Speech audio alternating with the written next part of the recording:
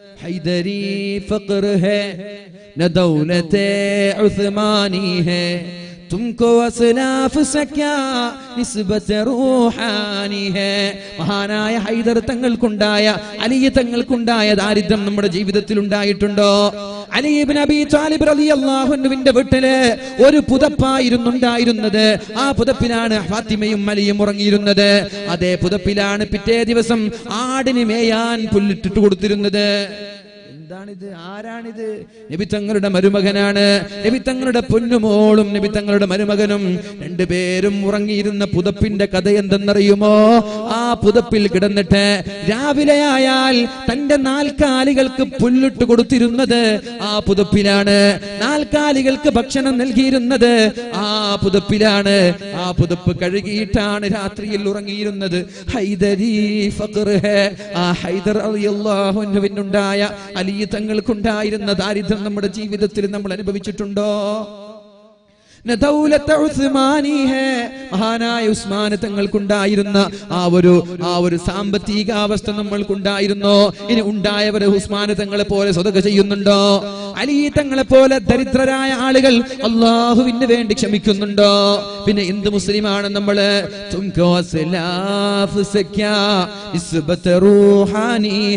നീ മുസ്ലിമാണെന്ന് പറയുന്നുണ്ടല്ലോ. നിന്റെ ആത്മാവും അവരുടെ ആത്മാവും തമ്മിൽ എന്ത് ബന്ധമാണുള്ളത്? എന്ത് ബന്ധമാണ്? മുസ്ലിം എന്ന നാമമാത്രം മുസ്ലിമായി മാറിയാൽ മതിയോ? നീ ഒരു മുസ്ലിമാണെന്ന് നീ പറഞ്ഞാൽ മതിയോ? അവരുമായി നിനക്ക് എന്ത് ബന്ധമാണുള്ളത്?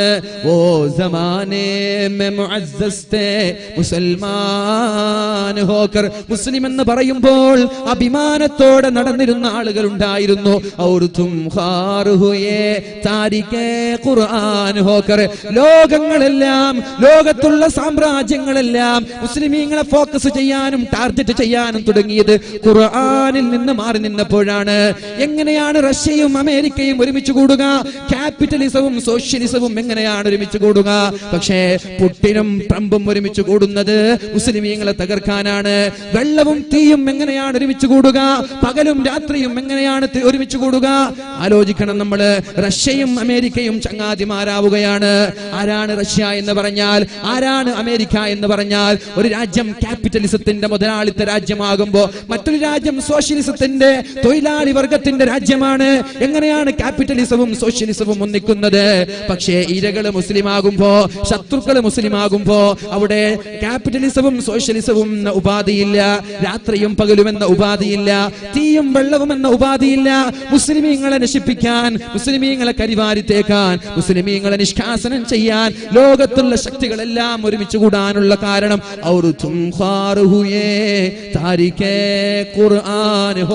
നിങ്ങൾ ഖുർആനിൽ നിന്ന് മാറി നിന്നില്ലേ? ഖുർആൻ ഓതാൻ സമയം കണ്ടെത്താറുണ്ടോ? ഖുർആൻ ഓതാൻ ഒരു ദിവസം ഒരു ജുസ് എങ്കിലും ഓതാൻ സമയം കണ്ടെത്താറുണ്ടോ? ഒരാഴ്ചയിൽ 4 ഖത്തം തീർക്കുന്ന ആളുകൾ ഇന്നും കേരളക്കരയിൽ ജീവിക്കുന്നുണ്ട്. ഒരാഴ്ചയിൽ 2 ഖത്തം തീർക്കുന്നവര്, ഒരാഴ്ചയിൽ 4 ഖത്തം തീർക്കുന്നവര് ഇന്ന് കേരളക്കരയിൽ ജീവിച്ചിരിപ്പുണ്ടാകുമ്പോ ഞാൻ ചോദിക്കട്ടെ എന്റെ ചെറുപ്പക്കാരാ, ഒരു ദിവസം ഒരു ജുസ് ഓതാനുള്ള സന്മനസ് നീ കാണിക്കാറുണ്ടോ? അരമണിക്കൂർ ചെലവഴിച്ചാൽ പോരെ? എന്നാൽ 24 മണിക്കൂറിൽ 16 മണിക്കൂർ സോഷ്യൽ മീഡിയകളുടെ സോഷ്യൽ സൈറ്റിന്റെ മുന്നിൽ നീ ചെലവഴിക്കുമ്പോ റബ്ബിനോട് എന്ത് സമാധാനമാണ് പറയുക? മൊബൈൽ ഫോൺ എടുത്തിട്ട് വാട്സപ്പിൽ കളിക്കുമ്പോ, മൊബൈൽ ഫോൺ എടുത്തിട്ട് ഫേസ്ബുക്കിൽ കളിക്കുമ്പോ, മൊബൈൽ ഫോൺ എടുത്തിട്ട് കാമുകന്മാരോട് ചാറ്റ് ചെയ്തുകൊണ്ടിരിക്കുമ്പോ നീ നിന്റെ സമയം വെറുതെ നഷ്ടപ്പെടുത്തുമ്പോ ആരോഗ്യം തന്ന റബ്ബ്, മൊബൈൽ തന്ന റബ്ബ്, ആയുസ് തന്ന റബ്ബ്, ഭക്ഷണം നൽകിയ റബ്ബ്, സമ്പത്ത് നൽകിയ റബ്ബ്, അനുഗ്രഹങ്ങൾ നൽകിയ റബ്ബ്, ആ റബ്ബിന് വേണ്ടി എന്ത് ചെയ്തു? ആ റബ്ബിന് വേണ്ടി എന്ത് ചെയ്തു? ഒരു ജുസ് ഖുർആൻ ഓതാൻ സമയം കണ്ടെത്തിയില്ല. അത് തന്നെയാണ് നമ്മുടെ നാശം. ലോകം നമ്മൾക്കെതിരെ തിരിയാൻ കാരണം അള്ളാഹുവിന്റെ ഹബീബ് പറഞ്ഞിട്ടുണ്ടല്ലോ, മുത്ത് നബി പറഞ്ഞിട്ടുണ്ടല്ലോ, അള്ളാഹുവിന്റെ റസൂല് പറഞ്ഞിട്ടുണ്ടല്ലോ, തറക്തു ഫീകും അംറൈൻ. 2 കാര്യം ഞാൻ നിങ്ങളെ ഏൽപ്പിച്ചിട്ട് ഞാൻ പോവുകയാണ്. 2 കാര്യം ഞാൻ നിങ്ങളെ ഏൽപ്പിക്കാൻ ഞാൻ പോയാൽ അത് സൂക്ഷിക്കേണ്ടത് നിങ്ങളാണ്. ഏതൊക്കെ 2 കാര്യം? ഏതൊക്കെ 2 കാര്യം? ഏതൊക്കെ? ഒന്ന് ഖുർആനാണ്, മറ്റേത് സുന്നത്താണ്. ഒന്ന് ഖുർആനാണ്, രണ്ടാമത്തേത് സുന്നത്താണ്. ഈ ഖുർആനും സുന്നത്തും ഞാൻ നിങ്ങളെ ഏൽപ്പിച്ചിട്ട് ഞാൻ പോവാൻ. എന്റെ ശേഷം നിങ്ങളാണ് അത് നോക്കേണ്ടത്. നോക്കിയില്ലെങ്കിലോ ലം തുളില്ലൂ മാ തമസ്സക്തും ബിഹിമാ. അടിവരയിട്ട് പഠിക്കേണ്ട ഹദീസാണിത്. അടിവരയിട്ട് പഠിക്കേണ്ട ഹദീസാണ് ചെറുപ്പക്കാരായത്. എന്തേ പരാജയത്തിന്റെ കൈപ്പുനീര് കുടിക്കേണ്ടി വന്നത്? എന്തേ പരാജയത്തിന്റെ അഗാധ ഗർത്തങ്ങളിലേക്ക് മുസ്ലിം സമൂഹം ഒന്നടങ്കം വീണുപോയത്?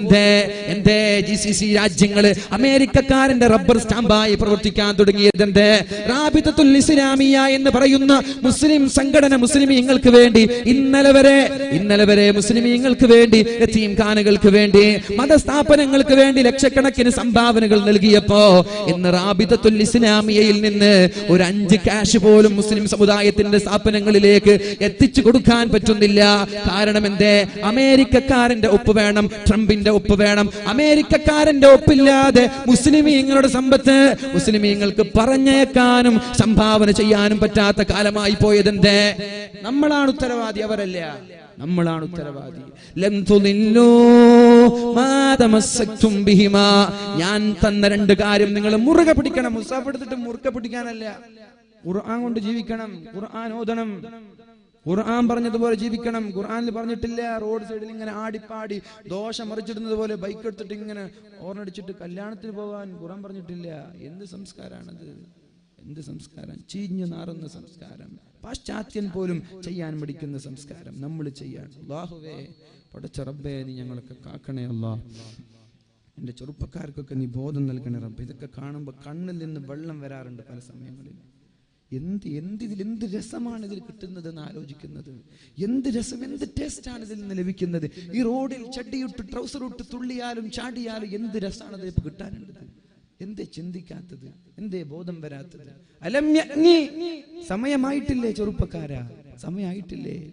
അലം യഅ്നി ലില്ലദീന ആമനൂ അൻ തഖ്ശഅ ഖുലൂബുഹും ലിദിക്രില്ലാഹി വമാ നസല മിനൽ ഹഖ്. പരിശുദ്ധമായ ഖുർആനിന്റെ വചനങ്ങൾ കാതോർത്തുകൊണ്ട് നന്നാവാനുള്ള സമയമായിട്ടില്ലേ? അലം യഅ്നി, സമയമായിട്ടില്ലേ ചെറുപ്പക്കാരാ? സമയമായിട്ടില്ലേ ചെറുപ്പക്കാരാ? തഖ്ശഅ ഖുലൂബുഹും ലിദിക്രില്ലാഹ്. അല്ലാഹുവിനെ പേടിച്ച് നന്നാവാനുള്ള സമയമായിട്ടില്ലേ? ആരെയാണ് കാത്തിരിക്കുന്നത്? എപ്പ നന്നാവാമെന്ന് പറഞ്ഞിട്ടാണ് ഈ കാത്തിരിക്കുന്നത്? ഈ ആഭാസങ്ങളും കോപ്രാട്ടിത്തരങ്ങളും കോമാളിത്തരങ്ങളും എന്ന് നിർത്താമെന്നാണ് നിങ്ങൾ വിചാരിച്ചത്? അലം യഅ്നി, ചെറുപ്പക്കാരാ, സമയമായിട്ടില്ലേ? സമയമായിട്ടില്ലേ?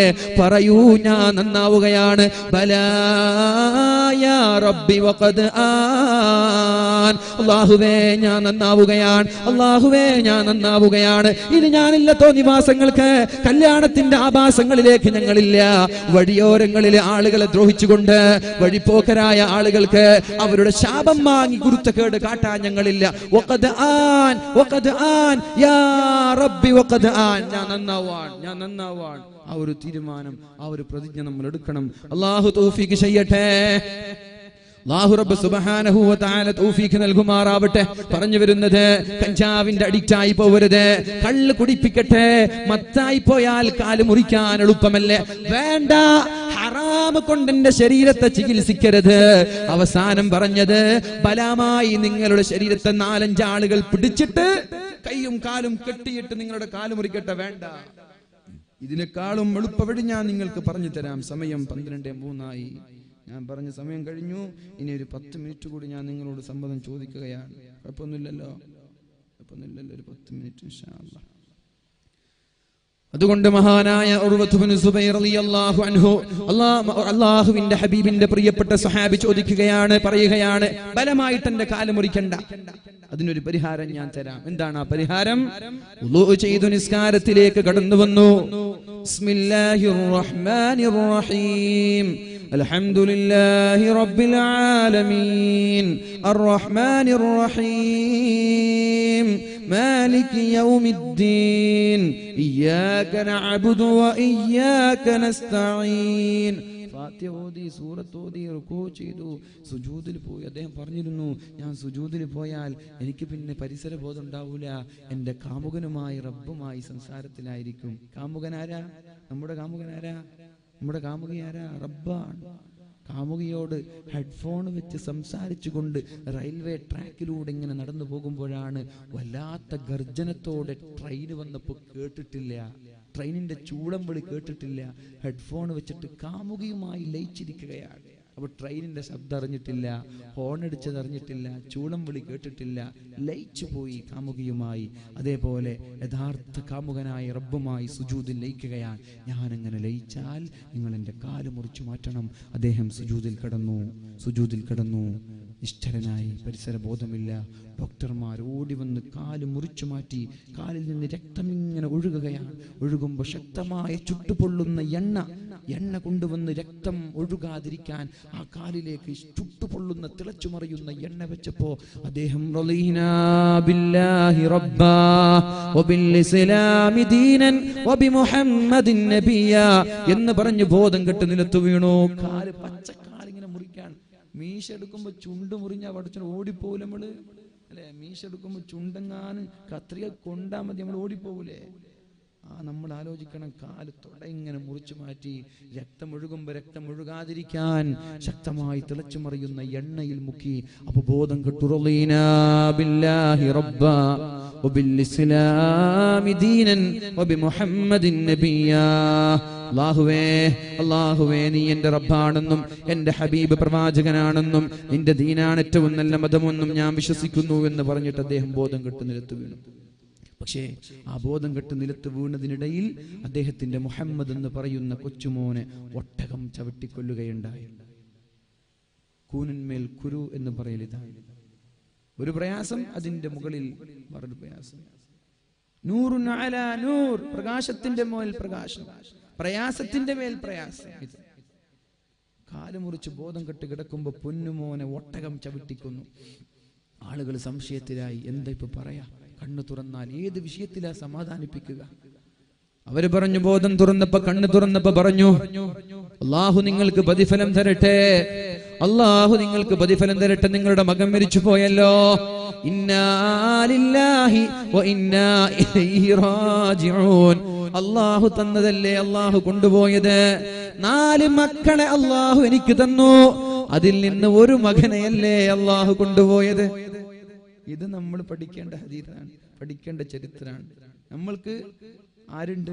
റോൾ മോഡൽ ഉണ്ട്. ഉർവ, ആർതർ ആഷ് എന്ന് പറയുന്ന ടെന്നീസ് കളിക്കാരന് ഉർവ എന്തല്ല റോൾ മോഡൽ അല്ല. നമ്മളെ റോൾ മോഡലാണ് ഉർവ റളിയല്ലാഹു അൻഹു. അദ്ദേഹം പറയാൻ, അല്ലാഹുവേ 4 മക്കളെ തന്നിട്ട് ഒരു മകനെയല്ലേ നീ കൊണ്ടുപോയത്. അൽഹംദുലില്ലാഹ് 3 മക്കളെ നീ ഇവിടെ ബാക്കി വെച്ചല്ലോ. ഇത് പറയാൻ നമ്മൾക്ക് പറ്റുമോ? നമ്മൾ ആലോചിക്കണം. നമ്മുടെ മകൻ മരിച്ചാല് പെണ്ണുങ്ങൾ തലക്കടിച്ചു, തലമുടിയൊക്കെ പിരിച്ചെടുത്തു, കുപ്പായം കയറി, ഒച്ച വെച്ചു, ഒട്ടഹസിച്ചു. എന്ത് നേട്ടം? മരിച്ച മകൻ തിരിച്ചു കിട്ടുമോ? മരിച്ചുപോയ മകൻ പുനർജനിക്കോ? ഇല്ല. എന്ത് നേട്ടം? അതുകൊണ്ട് പെണ്ണുങ്ങളോട് പറയാണ്, ഇന്നാ ലില്ലാഹി വ ഇന്നാ ഇലൈഹി റാജിഊൻ. അല്ലാഹുമ്മ അജ്ർനി ഫീ മുസീബതി വ അഖ്ലിഫ് ലീ ഖൈറൻ മിൻഹാ. ഈ ഒരു ദിക്ർ നിങ്ങൾ കാണാതെ പഠിക്കണം.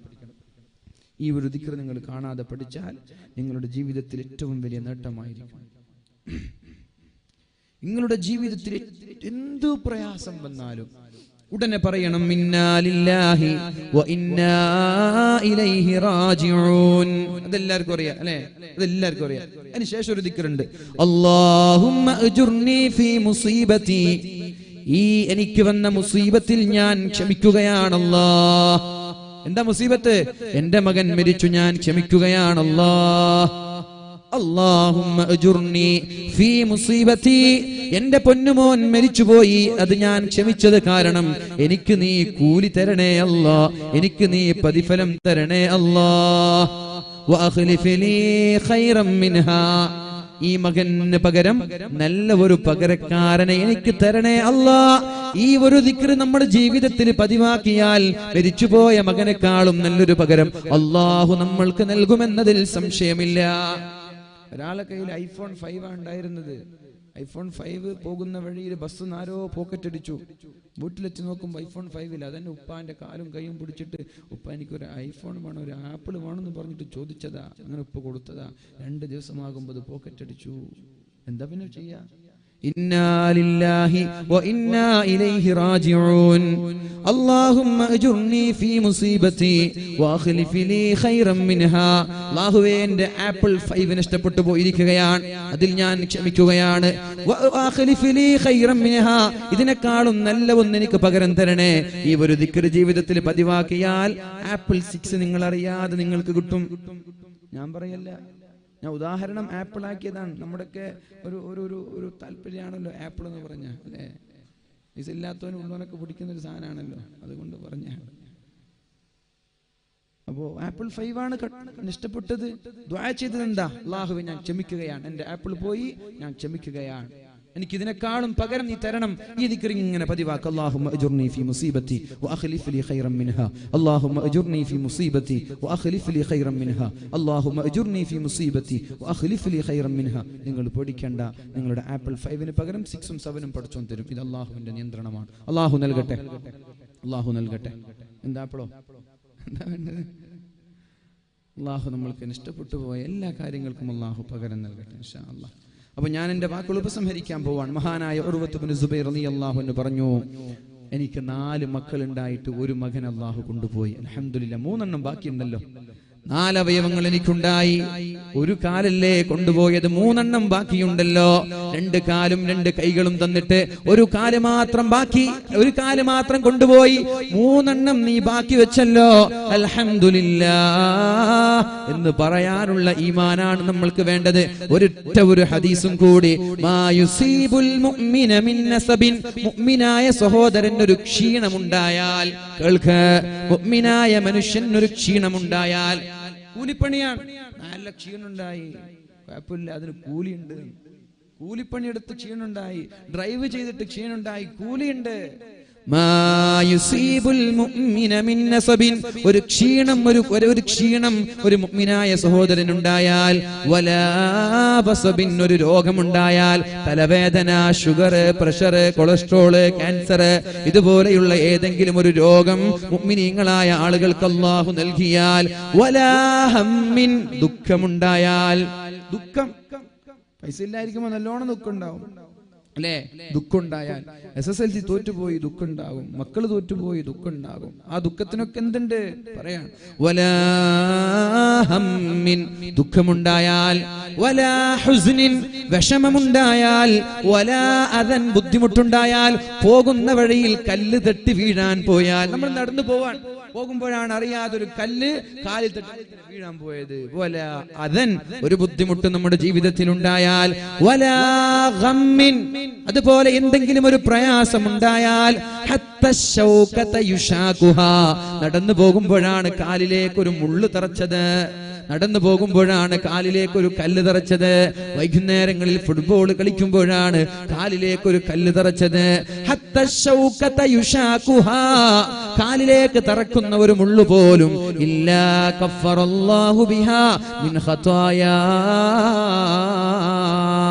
അത് കാരണത്താൽ നമ്മുടെ തിന്മയുടെ ഏടിൽ നിന്ന് അല്ലാഹു തിന്മകളെ മായ്ച്ചു കളയുമെന്ന് മുഹമ്മദുർ റസൂലുള്ളാഹ്. ഷുഗർ വന്നാൽ 10,000 രോഗങ്ങളാണ് അല്ലാഹു മായ്ച്ചു കളയുന്നത്. പ്രഷർ വന്നാൽ, കൊളസ്ട്രോൾ വന്നാൽ, മക്കള് മരിച്ചു പോയാൽ, SSLC ഒന്ന് തോറ്റുപോയാൽ, കാലിലേക്ക് ഒരു മുള്ളു തറച്ചാൽ, ജോലി ചെയ്ത് ക്ഷീണിച്ചാൽ, എന്തെങ്കിലും ഒരു ദുഃഖമുണ്ടായാൽ, എന്തെങ്കിലും ഒരു വിഷമമുണ്ടായാൽ, ആ സമയത്ത് ക്ഷമിക്കാൻ തയ്യാറായാൽ, ആ സമയത്ത് ക്ഷമിക്കാൻ തയ്യാറായാൽ,